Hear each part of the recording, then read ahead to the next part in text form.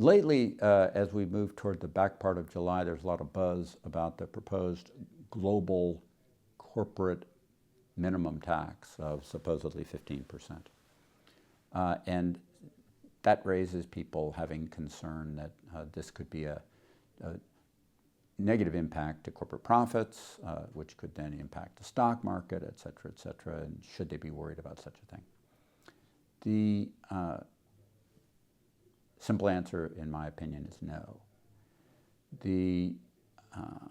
I've written several pieces in several different places that I've posted on my Twitter feed and on Real Clear Markets and on LinkedIn and in various other places that indicate that we've been going through what I've called President Biden's magical disappearing tax hike process, where the original tax hikes of all kinds that he has proposed are slowly just kind of disappearing, and sometimes not even so slowly. They just seem to just sort of fade away, and at the rate that he's been going, I've been suggesting that you could get off toward the beginning of the next U.S. government fiscal year, and he could actually be proposing tax cuts by the time we get to the beginning of 2022. But with this one, the global corporate minimum tax, the thing you have to look for is, when is hell going to freeze over? Because it's shortly after that that this is going to pass. Now let me take you through why. Just as I speak,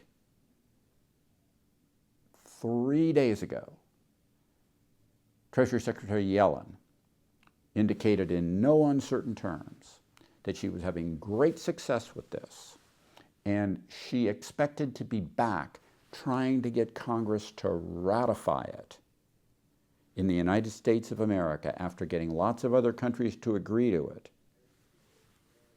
next spring. I just want you to think through what that says. I just want you to see the facetiousness in that, the irony of it. Because next spring, nothing's going through Congress of any significance at all. By the time you get to next spring, the biennial congressional redistricting will have frozen several dozen Congress people into inaction, as they don't even know who their voters will be in the 2022 midterms. Secondarily, primary season will be upon so many of these people, with some of them primary seasons a little bit later. But the primary season will be launched in flush, full, going hard.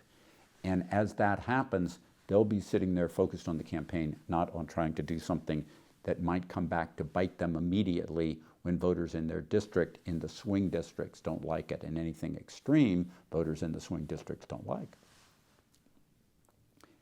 As we see Treasury Secretary Yellen make that announcement, she's effectively making the announcement, in a sense, so that President Biden doesn't have to.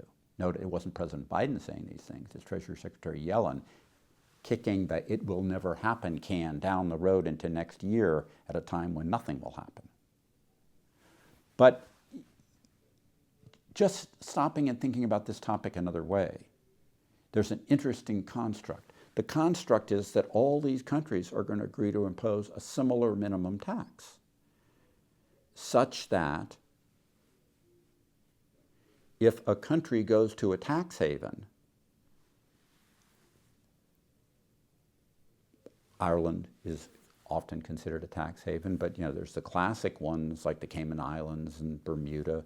But even if you just do a Google search on tax havens, you'll see Singapore and Hong Kong listed as tax havens, where the tax rates are lower than what they're commonly getting in other countries. The notion of having a broad universe of countries all agree to a tax rate, which of course has never happened before, is a little like trying to create a cartel, and cartels blow apart. Why? Because out of 130 countries in the world, there's too many of them that will see an advantage that if they drop their tax rate below the level that others are agreeing to, corporations will shift their residency to there to try to take advantage of the lower tax rate. There's provisions in the discussed bill to try to run a tax overlay from the country of origin on top of a low tax rate that a tax haven might allow for. But mind you, the reality of trying to do that is very, very treacherous. So what I'm trying to say to you is, between now and, as Treasury Secretary Yellen has said, next spring, when she would hope to bring this back to Congress, she's going to be talking again to try to establish what the terms of this might be with the G20 coming up here in the end of July, 27th and 28th of July, which is why this topic has been surfacing a lot lately. After that, she's got to go to the next set of meetings in October. They don't even have the agreement yet of how you define what revenue is commonly across the countries. How they define how this tax is constructed uniformly in different sectors that don't all do their accounting the same way. This is going to get broken down into the devil in the details and ultimately shift to where little to nothing comes of it and gets largely forgotten. And what you just heard Treasury Secretary Yellen do this last weekend was exactly to tell us that she's kicking the can down the road into the it will never happen department so that we can forget about it by next year. And that's what I'm telling you as to why you don't have to think about this. If you want it, I'm sorry, it's not going to happen.